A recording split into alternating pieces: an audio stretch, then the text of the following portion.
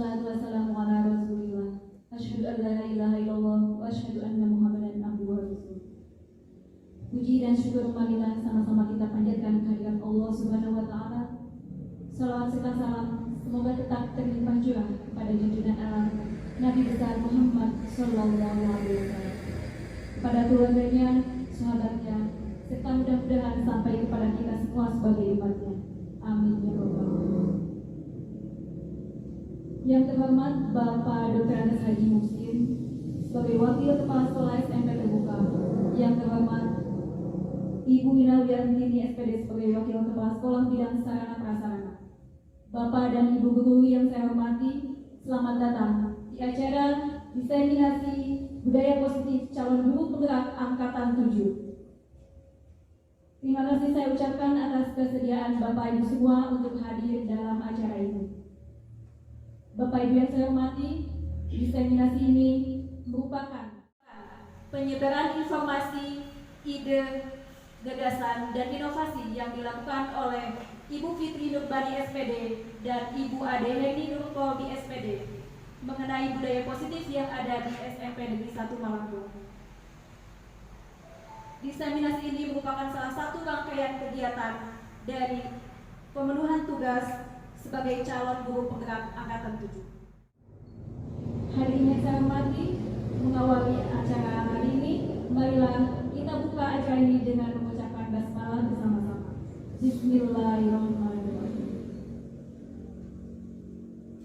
Bapak Ibu semua, selanjutnya adalah sambutan dari Wakil Kepala Sekolah SMP Negeri 1 Malangbong, yaitu Dr. Andes Haji Muhsin. Waktu dan tempat dipersilakan. Bismillahirrahmanirrahim. Assalamualaikum warahmatullahi wabarakatuh. Puji dan syukur marilah kita dipasrahkan pada Ilahi Rabbi. Shalawat serta salam semoga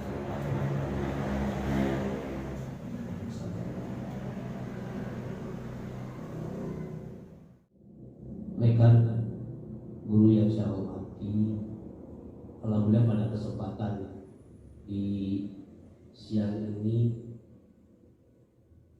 kita dikasih kesempatan untuk mengikuti acara diseminasi yang diselenggarakan oleh calon guru penggerak angkatan ke-7 yang ada di lingkungan SMP 1 Malangbong. Ibu Fitri Nurbani dan Ibu Ade yang menjadi calon guru penggerak, mudah-mudahan menjadikan satu motivasi menjadinya terhadap rekan-rekan mampu menginspirasi budaya positif, menginspirasi anak didiknya untuk menjadi pribadi yang lebih baik dalam kehidupan kelak, yang memperkenalkan pola hidup baik kepada anak maupun membuat pembelajaran yang lebih baik lagi di masa yang akan datang. Untuk itu, sekali lagi saya atas nama pimpinan selamat beraktivitas menjalankan diseminasi budaya positif pada acara ini. Terima kasih. Yang itu saja yang bisa saya sampaikan pada kesempatan ini. Terima kasih. Assalamualaikum warahmatullahi wabarakatuh. Demikian sambutan dari Bapak Haji Muhsin sebagai Wakil Kepala Sekolah SMP Negeri 1 Malangbong. Hadirin sekalian, tibalah pada acara yang dinanti-nantikan, yaitu pemaparan budaya positif oleh Ibu Fitri Nurbani SPD dan Ibu Ade Heni Nurkolbi SPD. Pemaparan pertama akan dilaksanakan oleh Ibu Fitri Nurbani. Waktu dan tempat dipersilakan. Yang telah memberikan kesempatan saya untuk memaparkan Bismillahirrahmanirrahim. Assalamualaikum warahmatullahi wabarakatuh. Alhamdulillahirrabbilalamin. Wassalatu wassalamu ala asyrafil anbiya'i wal mursalin wa ala alihi wa sahbihi ajma'in, amma ba'du. Rabbi shrahli sadri wa yassirli amri wahlul 'uqdatam min lisani yafqahu qawli. Yang kami hormati Bapak Wakil Kepala Sekolah Bidang Humas, yang kami hormati Ibu Wakil Kepala Bidang Sarana Prasarana, dan yang kami banggakan Ibu Bapak Guru SMP Negeri 1 Malangbong. Pertama-tama, marilah kita panjatkan puji dan syukur kepada Allah Subhanahu wa Ta'ala yang telah memberikan kita nikmat sehat, nikmat waktu, sehingga kita bisa berkumpul pada kegiatan hari ini, yaitu kegiatan diseminasi. Tak lupa, sholawat dan salam marilah kita limpah curahkan ke junjungan alam Nabi besar Nabi Muhammad SAW. Kami, calon guru penggerak angkatan 7, mengucapkan banyak-banyak terima kasih kepada Bapak Ibu guru yang telah hadir pada kesempatan diseminasi hari ini. Semoga menjadi amal kebaikan dan semoga silaturahmi ini menjadi membawa keberkahan untuk kita semua. Kami, saya Fitri Nurbani SPD dan Ibu Ade Herni Nurul Kolbi SPD adalah calon guru penggerak angkatan 7. Kami akan memberikan diseminasi atau melaksanakan diseminasi tentang budaya positif pada modul 1.4. Kami di sini ingin menggerakkan Bapak Ibu guru supaya melakukan budaya positif di lingkungan SMP Negeri 1 Malangbong. Meskipun di lingkungan SMP Negeri 1 Malangbong budaya-budaya positif sudah banyak yang dilaksanakan. Misalnya ada sholat duha, ada hikmah fajar, ada pengembangan diri yang lain, ya, ada PK, ada ekstrakurikuler juga. Nah, kami akan mempresentasikan apa ilmu-ilmu yang kami peroleh pada pendidikan guru penggerak selama kami belajar di bulan Oktober sampai bulan Desember, ya. Yang pertama, budaya positif,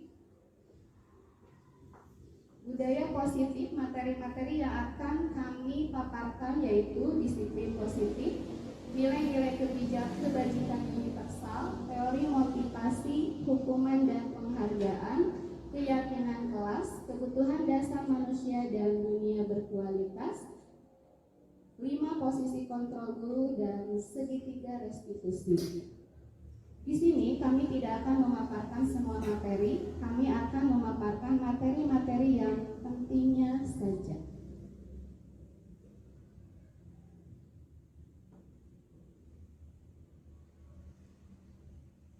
Tadi judul dari diseminasi yaitu kami akan mengenalkan budaya positif. Mungkin Ibu Bapak Guru juga sudah tahu apa itu budaya, ya. Budaya yaitu kebiasaan. Positif berarti kebiasaan yang positif. Nah, bagaimana budaya positif itu? Budaya positif itu adalah kebiasaan-kebiasaan yang baru dan positif atas dasar motivasi intrinsik. Motivasi intrinsik itu berarti dari dalam diri sendiri dengan memperhatikan keberpihakan pada murid. Artinya, kebiasaan-kebiasaan ini bersifat positif, timbul dari dalam diri murid, dan semuanya atas dasar kesepakatan murid dengan guru.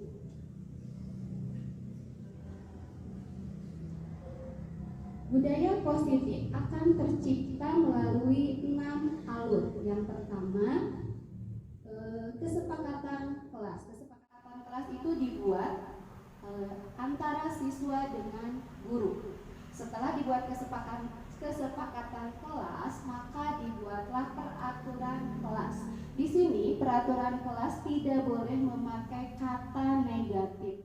Misalnya, tidak boleh boleh membuang sampah sembarangan. Jangan memakai kata tidak.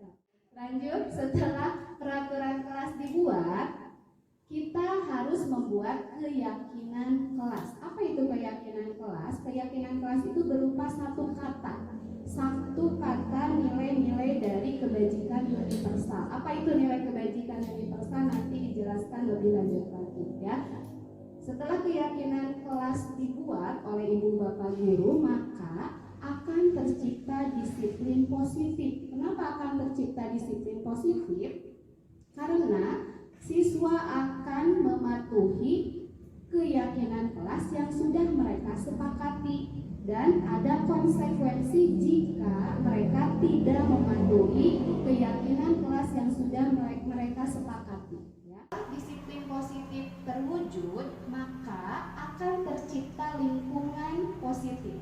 Lingkungan sekolah yang aman, nyaman, tentram untuk belajar, sehingga murid akan betah di kelas, murid akan nyaman untuk belajar, dan semangat belajarnya juga akan meningkat. Dan setelah lingkungan positif terwujud, maka budaya positif di sekolah insya Allah akan terwujud ya.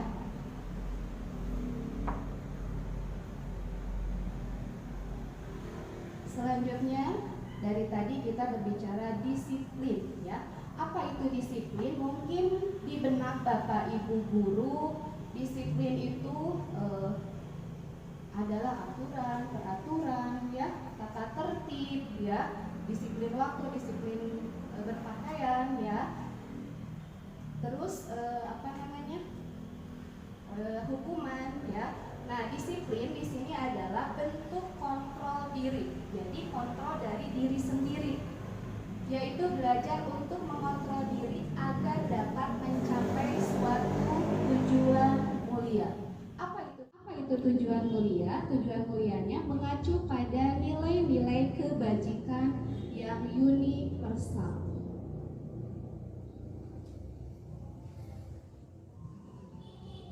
Disiplin tidak identik dengan hukuman ya. Jadi ada disiplin yang tidak identik dengan hukuman, yaitu disiplin positif. Apa itu disiplin positif? Disiplin yang mengacu pada nilai-nilai kebajikan universal dengan dasar motivasi intrinsik ya. Motivasinya dari dalam diri sendiri, bukan ekstrinsik, bukan dari luar, sehingga berlangsung secara konsisten. Jadi kalau disiplin berasal dari diri sendiri, bukan dari lingkungan atau dari luar, maka akan berlangsung secara terus-menerus dan berkelanjutan ya. Tujuan disiplin positif yaitu agar terbentuk murid-murid yang berkarakter, bertanggung jawab, santun, jujur, peduli, dan merupakan pembelajar sepanjang hayat sesuai dengan kompetensi lulusan yang diharapkan. Jadi mereka akan terbentuk menjadi murid-murid yang mempunyai atau berakhlak mulia ya. Dari tadi disebutkan nilai-nilai kebajikan universal. Nah, nilai-nilai kebajikan universal itu sangat banyak sekali. Salah satunya yang kita ambil adalah profil pelajar Pancasila sesuai dengan kurikulum Merdeka Belajar. Profil Pancasila di sini ada 6. Beriman, bertakwa kepada Tuhan Yang Maha Esa, dan berakhlak mulia. Itu yang pertama. Di sini terdapat nilai-nilai kebajikan yang terkandung di dalam nomor 1. Jadi banyak ya. Nomor 2, kebinekaan global. Yang ketiga, gotong royong. Yang keempat, mandiri. Yang kelima, bernalar kritis. Dan yang keenam, kreatif. Jadi murid-murid diharapkan bisa mencapai sikap-sikap sesuai dengan profil pelajar Pancasila.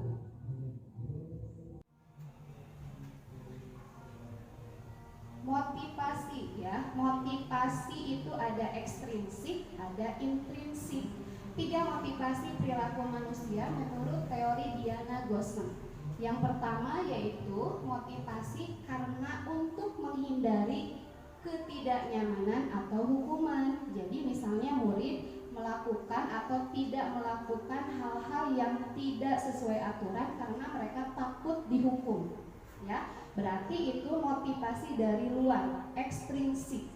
Itu adalah motivasi terburuk, ya, terburuk. Yang kedua, motivasi naik levelnya di sini karena didorong untuk mendapatkan sebuah imbalan atau penghargaan dari orang lain. Misalnya murid melakukan atau mengerjakan PR karena akan diberi nilai, atau misalnya kita aja ya, kita sebagai guru disiplin karena ingin dipuji misalnya ya, itu adalah motivasi ekstrinsik ya. Yang terbaik adalah motivasi intrinsik, yaitu nomor 3. Di sini motivasi untuk menjadi orang yang mereka inginkan dan menghargai diri sendiri dengan nilai-nilai yang mereka percaya. Jadi meskipun tidak ada penghargaan, meskipun tidak ada hukuman, kita tetap melakukan disiplin. Karena kenapa? Karena kita ingin menghargai diri kita sendiri, ya. Jadi motivasi yang terbaik adalah motivasi nomor 3, motivasi intrinsik. Tidak ada embel-embel takut dihukum, ingin penghargaan. Nah, yang nomor 3, motivasi intrinsik ini akan membentuk disiplin positif, ya.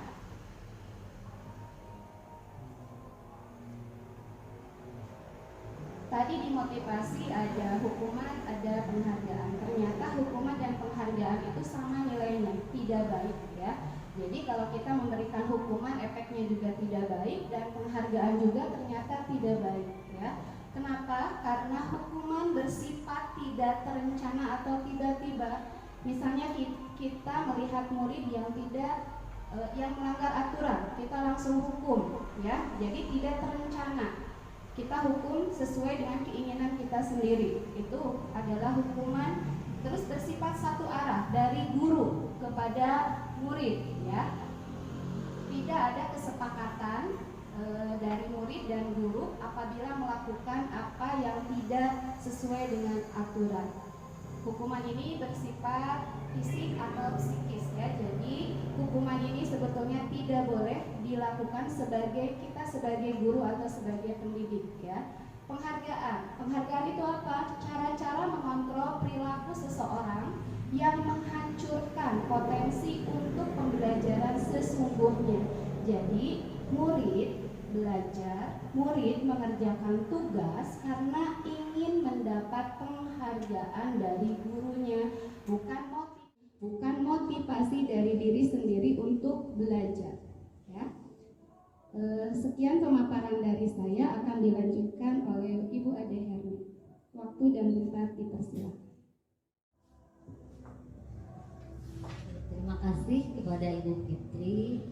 Kesempatan kali ini saya akan melanjutkan pemaparan mengenai budaya positif. Pada kesempatan kali ini saya akan memaparkan mengenai keyakinan kelas. Tadi di awal disebutkan bahwa salah satu wujud dari budaya positif itu adalah keyakinan kelas. Nah, apa itu keyakinan kelas? Sebenarnya mungkin saja di sini saya yakin Bapak Ibu sudah melakukan apa yang dimaksud dengan keyakinan kelas, peraturan kelas. Biasanya di awal pembelajaran kita memberikan sebuah kontrak belajar kepada siswa. Pada pembelajaran kali ini, pelajaran A misalnya KKM-nya berapa, untuk mencapai nilainya apa saja, dan peraturan-peraturan lainnya. Hanya saja mungkin dalam menyampaikan kontrak belajar itu kita lupa tidak melibatkan siswa-siswi kita. Nah, di dalam keyakinan kelas ini kita perlu keberpihakan kepada murid. Jadi para siswa kita dilibatkan dalam pembuatan sebuah peraturan kelas, juga dalam pembuatan kesepakatan, pada akhirnya menjadi sebuah keyakinan kelas. Bapak Ibu, ketika kita mengendarai kendaraan bermotor, tentu ada sebuah aturan bahwa kita harus menggunakan helm. Nah, kira-kira kenapa kita menggunakan helm ketika mengendarai kendaraan bermotor.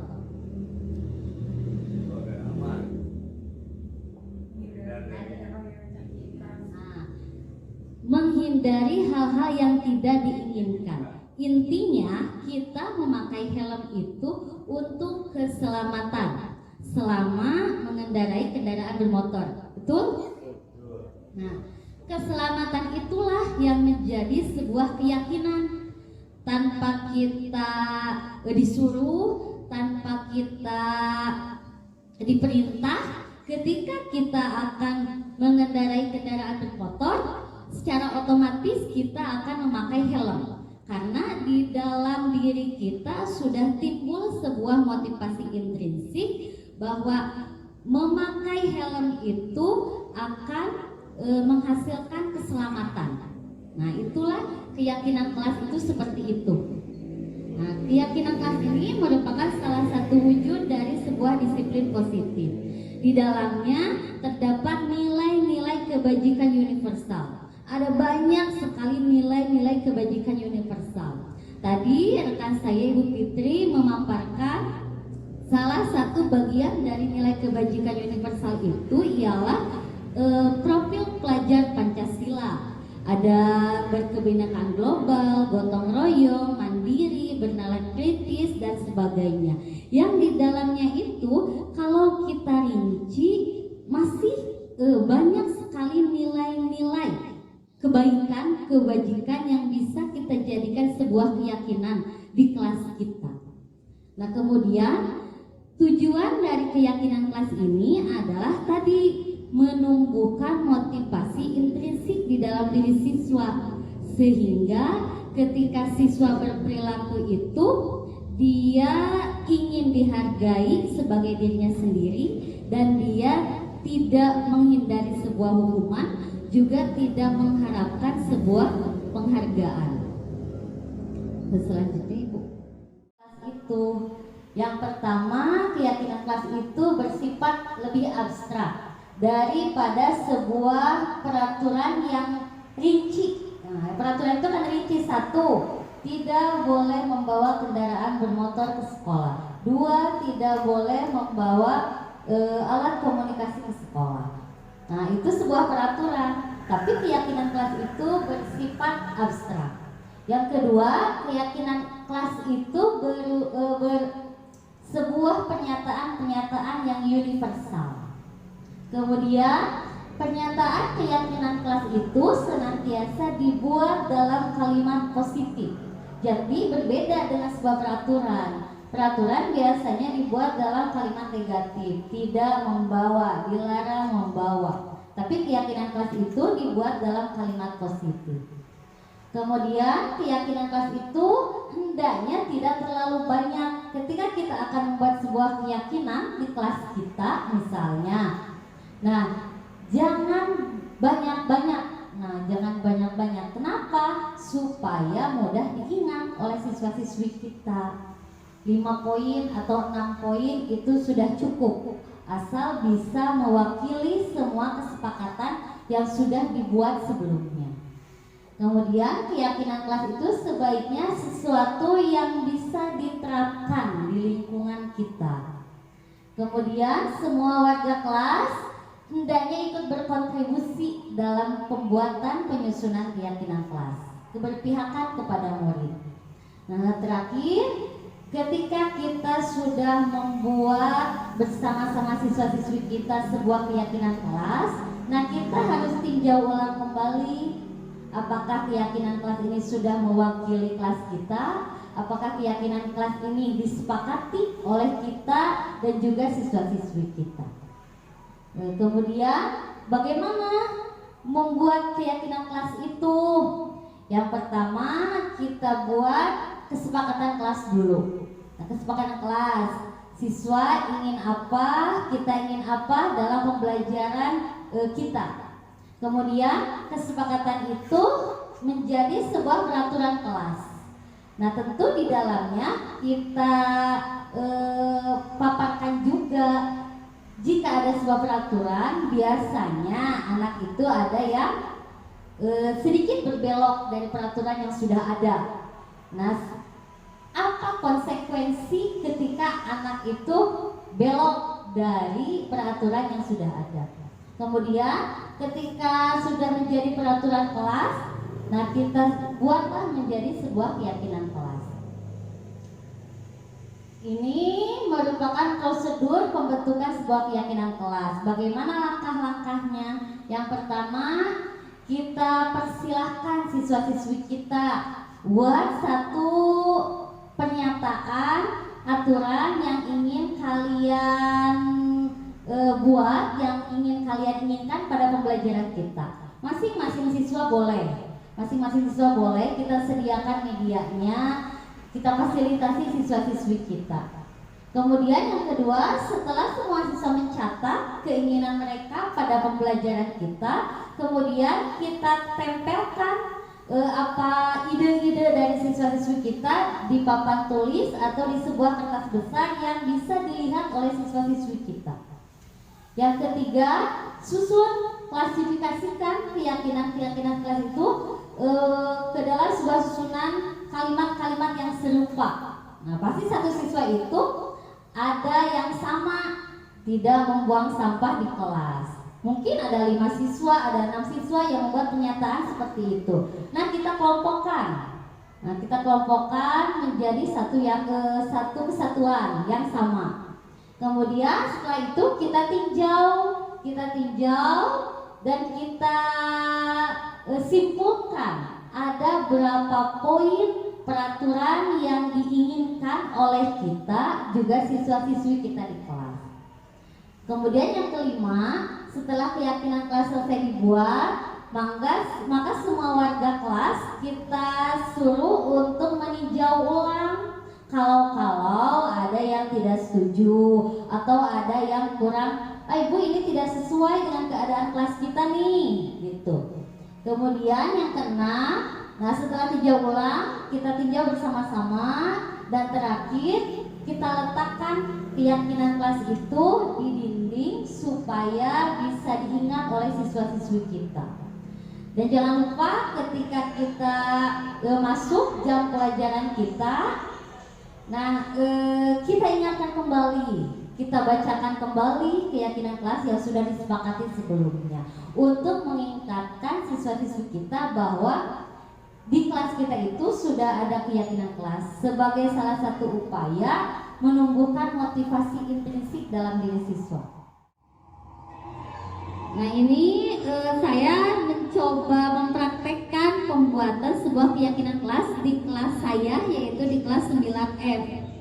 Saya berikan siswa not yang ditempel-tempel, dan masing-masing siswa membuat sebuah peraturan untuk kita sepakati selama pembelajaran kita.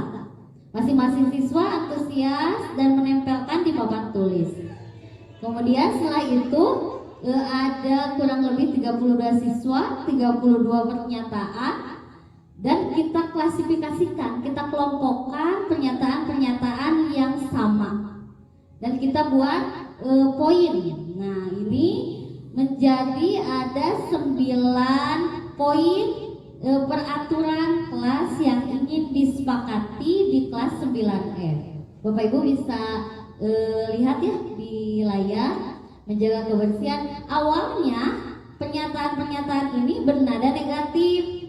Contoh yang pertama, menjaga kebersihan kelas. Siswa-siswi kita menuliskannya tidak membuang sampah sembarangan. Yang kedua, sepatu dan topi disimpan pada tempatnya. Pada awalnya mereka membuat pernyataan dilarang memakai sepatu dan topi di dalam kelas. Yang ketiga, berada di dalam kelas selama jam pembelajaran. Awalnya kalimatnya dilarang keluar kelas ketika tidak ada guru. Nah, gitu. Jadi semua kalimat-kalimat yang bernada negatif itu kita ganti menjadi kalimat-kalimat yang bernada positif. Selanjutnya Bu, bisa dilihat ya. Nah, setelah dari 9 poin peraturan yang tadi kita buat dan sepakati, ditandatangani oleh semua siswa termasuk oleh saya sendiri. Nah, kita kelompokkan lagi poin-poin peraturan yang ada itu nilai-nilai kebajikan universalnya apa saja, sehingga kami sepakat keyakinan kelas kami itu ada 5 poin. Yang pertama tepat waktu, yang kedua kebersihan, yang ketiga mandiri, yang keempat saling menghargai, dan yang terakhir bertanggung jawab. Tentu nilai-nilai keyakinan kelas ini saya mengacu pada profil pelajar Pancasila yang tadi sudah dipaparkan oleh Ibu Fitri. Setiap pembelajaran saya bacakan kembali keyakinan kelas itu, saya ingatkan kembali siswa-siswi saya. Alhamdulillah selama mungkin kurang lebih 3 kali pertemuan itu ada perubahan. Ketika saya masuk sudah tidak ada siswa yang memakai sepatu di kelas, tidak ada siswa yang memakai topi di kelas. Nah, mudah-mudahan awal yang kecil ini bisa menjadi bisa membuat perubahan berarti dan perubahan yang baik di kemudian hari. Tentu mudah-mudahan ini tidak hanya di kelas saya, tidak hanya pada mata pelajaran saya. Nah, ini contoh kesepakatan kelas yang dibuat di kelasnya Ibu Fitri di kelas 9D. Teknis pelaksanaannya hampir sama, setiap siswa memberikan ide tentang peraturan yang ingin disepakati di kelas. Kemudian mereka menempelkan ide-ide itu di papan tulis dan nanti dikelompokkan mana pernyataan-pernyataan peraturan yang hampir sama, bernada sama. Kemudian didapatkan peraturan dan kesepakatan kelas itu menjadi 8 poin. Yang pertama menjaga kebersihan kelas, kedua datang tepat waktu, ketiga berada di dalam kelas selama jam pembelajaran, keempat berpakaian sesuai aturan, kelima saling menghargai sesama teman, keenam menggunakan barang milik sendiri, yang ketujuh mengikuti tata tertib sekolah, yang kedelapan memberi keterangan jika tidak masuk sekolah. Tentu ini sebelumnya kalimat-kalimatnya bernada negatif dan kita ganti menjadi kalimat-kalimat bernada positif. Didapatlah sebuah keyakinan kelas, 6 poin keyakinan kelas: saling menghargai, kebersihan, mandiri, tepat waktu, bertanggung jawab, dan jujur. Nah, mudah-mudahan dari perubahan kecil ini akan menjadi perubahan yang besar di kemudian hari, sehingga siswa menjadi terbiasa, tumbuh motivasi intrinsik dalam dirinya. Tentu perubahan itu tidak serta-merta, ada proses, dan saya yakin ini pembuatan keyakinan kelas ini pamidina bahasa Sunda nyontang waktos anu lami. Nah, ketika kita akan membuat sebuah keyakinan kelas ini tidak selesai dalam 1 kali pertemuan. Nah, ya, tapi perlu proses. Saya kemarin di kelas 9F membuat keyakinan kelas ini memerlukan waktu sampai 2 kali pertemuan. Baru ya bisa menjadi sebuah konsekuensi ketika sebelumnya kita sudah menyepakatinya dengan siswa kita. Nah, itu bisa dijadikan sebuah konsekuensi. Yang kedua, lari mengelilingi lapangan 2 kali karena terlambat hadir. Hukuman atau konsekuensi? Ini bisa menjadi sebuah konsekuensi asal sebelumnya sudah disepakati. Itu sudah disepakati oleh kita. Misalkan jam pelajaran pagi nih olahraga, anak-anak lapang, ternyata ada siswa yang terlambat 15 menit sebelumnya. Dan jika anak itu sudah tumbuh motivasi intrinsik tanpa diperintah oleh bapak, misalnya si anak itu sudah hidang gitu, sudah hidang lari mengelilingi lapangan dua kali, gitu 2 kali. Sudah ada kontrak karena sudah ada kontraknya tadi, konsekuensi. Itu sebagai upaya penumbuhan sebuah disiplin positif. Yang ketiga, membersihkan coretan yang dibuatnya di meja tulis. Nah, itu sebuah konsekuensi. Nah, anak kan suka iseng nih coret-coret di meja tulis sehingga banyak sekali karya-karya lukisan anak di meja. Padahal itu tidak baik. Nah, kita bisa membuat konsekuensi seperti ini ketika ada anak-anak kita yang iseng, gitu, yang iseng. Yang terakhir, murid diminta push up 50 kali karena tidak memakai masker. Hukuman. Nah, ini tentu hukuman ini dan menimbulkan sebuah sakit, gitu, menimbulkan sebuah sakit, baik fisik atau mungkin secara verbal bisa saja, itu bisa saja. Nah, untuk pemaparan selanjutnya akan kembali dipaparkan oleh rekan saya Ibu Fitri.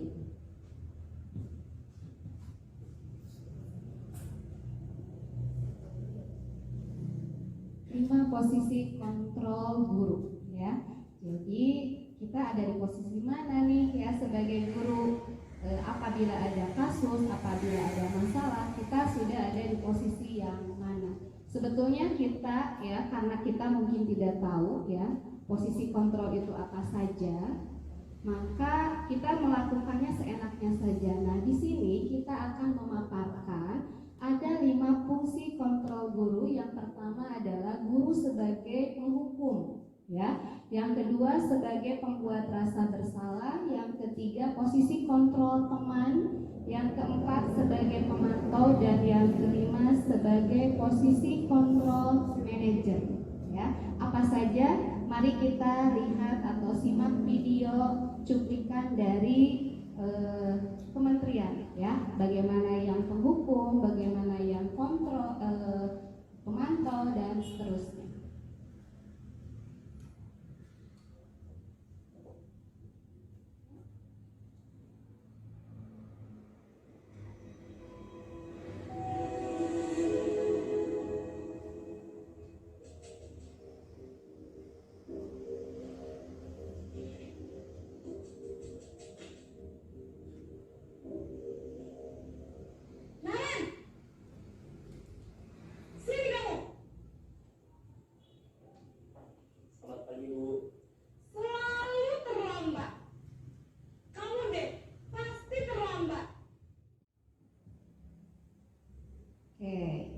Itu adalah cuplikan seorang guru untuk sebuah kasus siswa yang terlambat.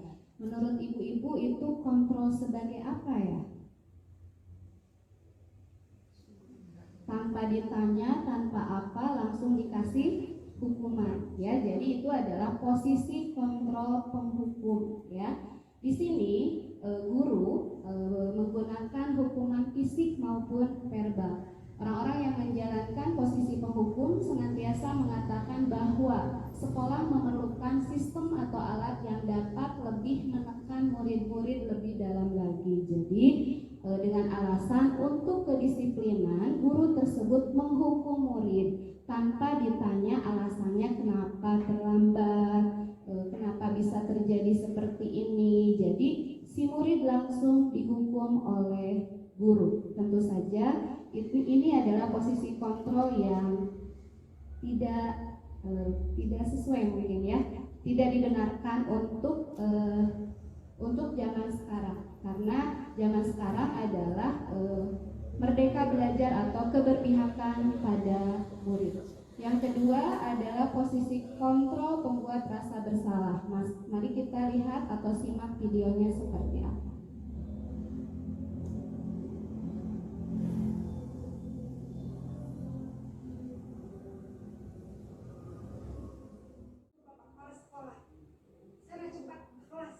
Maaf ya Bu, maaf sekali. Posisi ini lebih menekankan bahwa si anak itu bersalah, tapi guru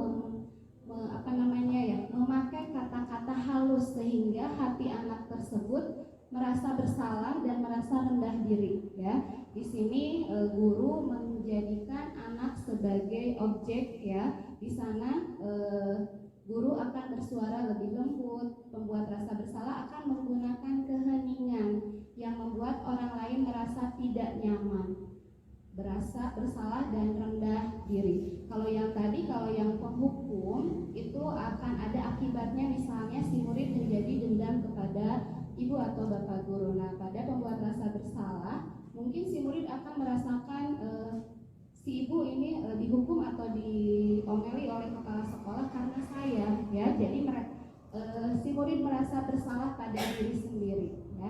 Yang ketiga adalah posisi kontrol teman.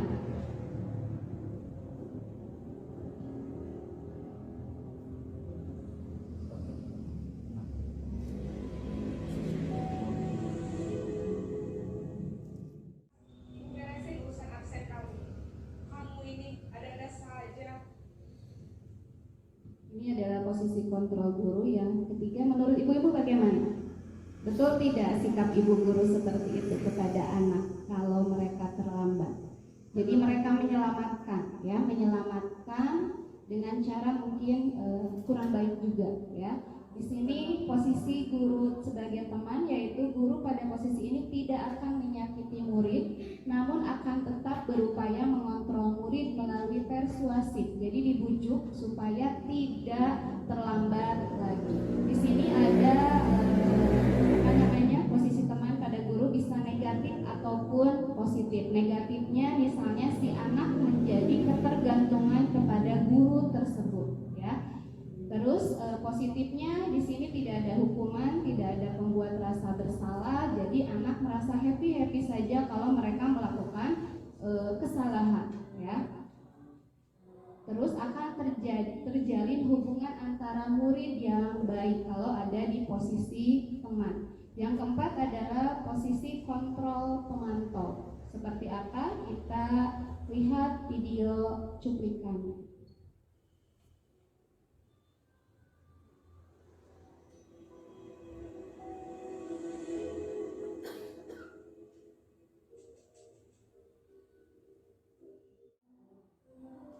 Nah, di sini si murid diberi hukuman dan terus dipantau oleh guru, ya.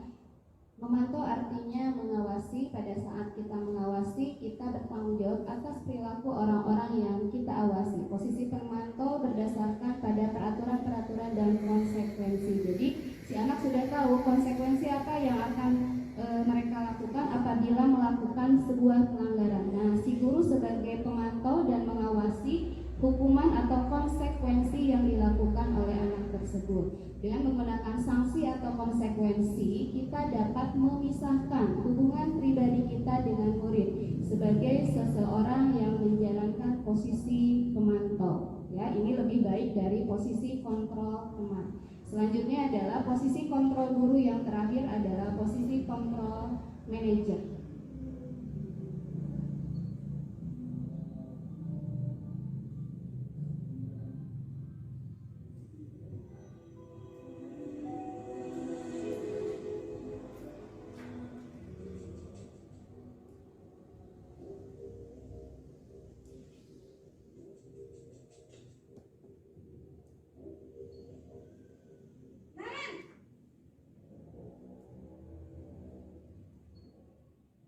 Selamat pagi, Bu. Selamat pagi, Naren.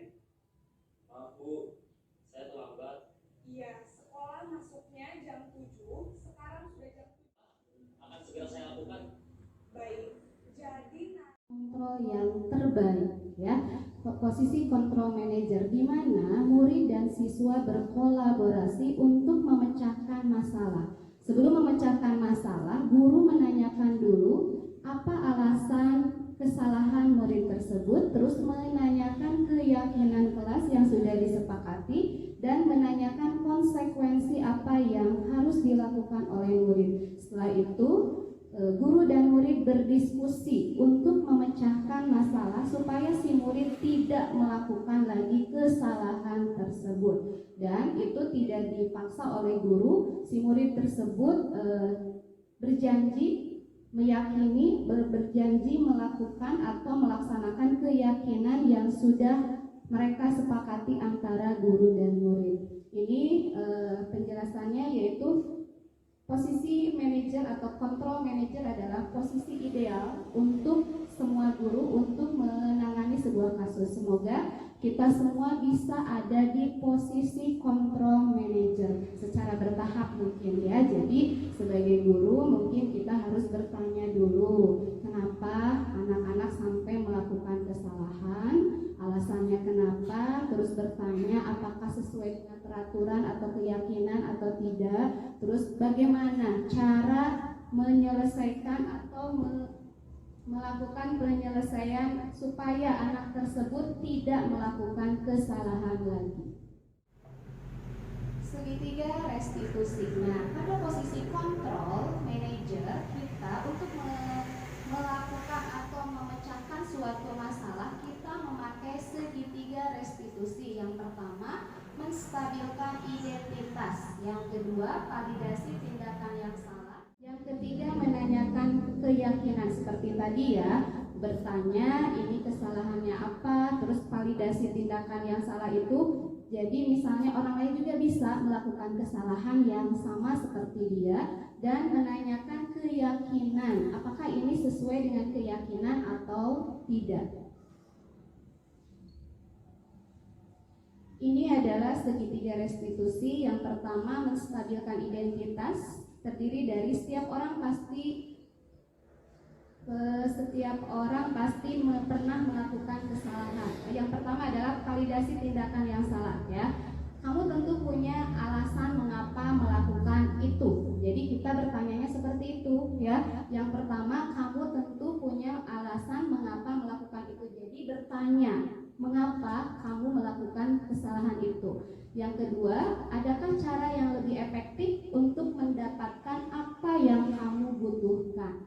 Langkah yang kedua adalah menstabilkan identitas. Setiap orang pasti pernah melakukan kesalahan dan bukan kamu atau bukan murid ini yang satu-satunya yang pernah melakukan kesalahan ini. Dan yang ketiga, menanyakan keyakinan. Keyakinan kelas apa yang telah kita sepakati dan kamu ingin menjadi orang seperti apa. Jadi kita dalam menangani murid yang bermasalah, kita coba menggunakan segitiga restitusi. Ada 3 langkah. Yang pertama, validasi tindakan yang salah, menstabilkan identitas, dan menanyakan keyakinan. Tentu saja kita ada di posisi control manager ya. Ini adalah contoh simulasi segitiga restitusi saya dengan murid saya.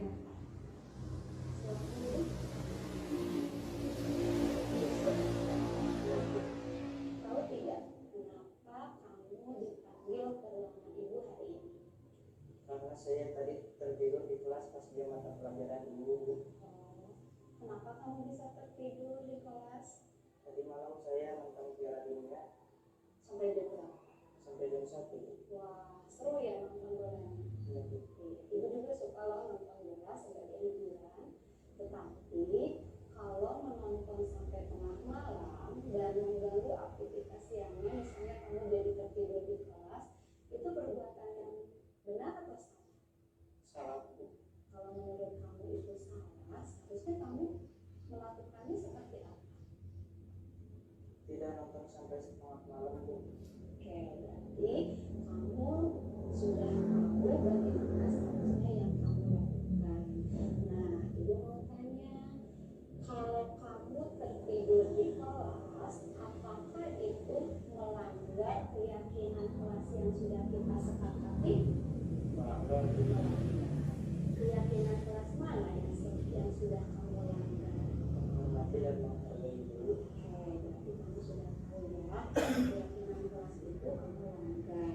Nah, sesudah kamu tahu kesalahan dan keyakinan kelas yang kamu langgar, kamu berjanji akan memperbaikinya seperti apa?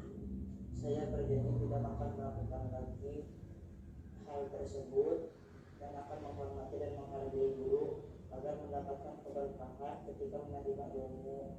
Oke, amin ya. Semoga janji kamu tepati dan tidak mengulangi kesalahan yang sama. Nah,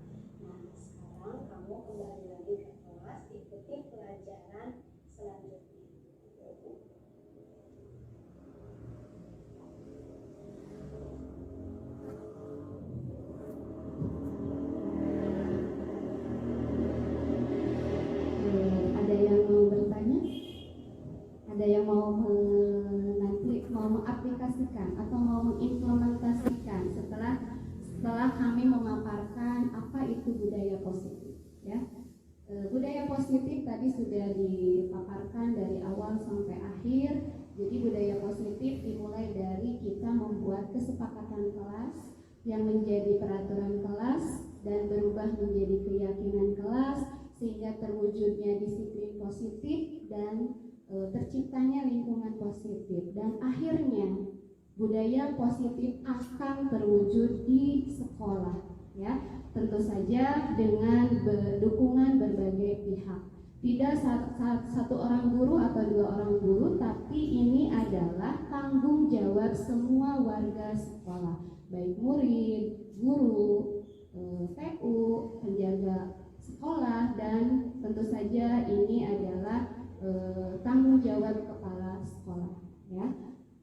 Semoga kita semua sebagai guru bisa berada di posisi control manager, bisa melakukan atau melaksanakan segitiga restitusi. Kita mulai dari hal-hal kecil yang tadi sudah dipaparkan oleh Ibu Ade Herni, yaitu kita mulai dari lingkungan kelas kita sendiri. Mulai membuat kesepakatan kelas, diubah menjadi peraturan kelas, dan jadilah keyakinan kelas yang mempunyai konsekuensi. Nanti si keyakinan kelas lama-lama akan menjadi keyakinan sekolah, ya. Semoga kita semua selalu diberi kesabaran, kekuatan untuk mendidik putra-putri harapan bangsa, ya, siswa-siswi di sekolah ini. Sekian paparan dari kami, semoga bermanfaat dan semoga kita semua bisa mengimplementasikan budaya positif ini. Terima kasih atas perhatiannya. Assalamualaikum warahmatullahi wabarakatuh. Waalaikumsalam warahmatullahi wabarakatuh. Bapak Ibu sekalian, demikian pemaparan yang telah disampaikan oleh Ibu Fitri Nurbani SPD dan Ibu Ade Herni Nurkolbi SPD. Luar biasa informasi yang kita dapat dari pemaparan budaya positif ini. Bisa kita lihat bahwa budaya positif ini berkaitan dengan kedisiplinan siswa di dalam kelas dan di sekolah. Kedisiplinan ini dibuat dari kesepakatan siswa dengan guru di dalam kelas, yang kemudian nanti kesepakatan ini akan menghasilkan keyakinan kelas. Kesepakatan ini akan menciptakan kedisiplinan yang positif sehingga tercipta lingkungan yang positif yang kemudian menimbulkan budaya positif baik di kelas maupun di sekolah. Dalam keyakinan positif ini dibuat juga konsekuensi dan restitusi, di mana konsekuensi ini adalah hal yang harus dilakukan oleh siswa ketika siswa melakukan pelanggaran, sedangkan restitusi adalah kesempatan bagi siswa untuk memperbaiki diri ketika siswa melakukan kesalahan. Bapak Ibu sekalian, semoga melalui diseminasi ini kita sebagai guru akan bisa melakukan dan menerapkan budaya positif baik di kelas maupun di sekolah, sehingga akan tercipta tujuan dari pembelajaran kita yang akan menjadikan siswa kita mempunyai profil pelajar Pancasila, yaitu bahwa siswa kita merupakan siswa yang beriman dan bertakwa kepada Allah Subhanahu wa taala dan berakhlak mulia. Yang kedua, gotong royong. Yang ketiga, kebinekaan global, bernalar kritis, mandiri dan kreatif. Hadirin sekalian, pemaparan mengenai budaya positif telah dilaksanakan oleh Ibu Fitri Nurbani SPD dan Ibu Ade Herni Nurkolbi SPD. Insya Allah melalui pemaparan ini kita akan mendapat pencerahan dan mengenai budaya positif ini, dan mudah-mudahan kita bisa melaksanakannya. Bapak Ibu sekalian, alhamdulillah acara demi acara telah dilaksanakan. Selanjutnya mari kita tutup acara ini dengan mengucapkan hamdalah bersama-sama. Alhamdulillahirabbil alamin. Saya sebagai pembawa acara mohon diri. Mohon maaf bila ada kata-kata yang kurang berkenan. Wabillahi taufiq wal hidayah. Wassalamualaikum warahmatullahi wabarakatuh.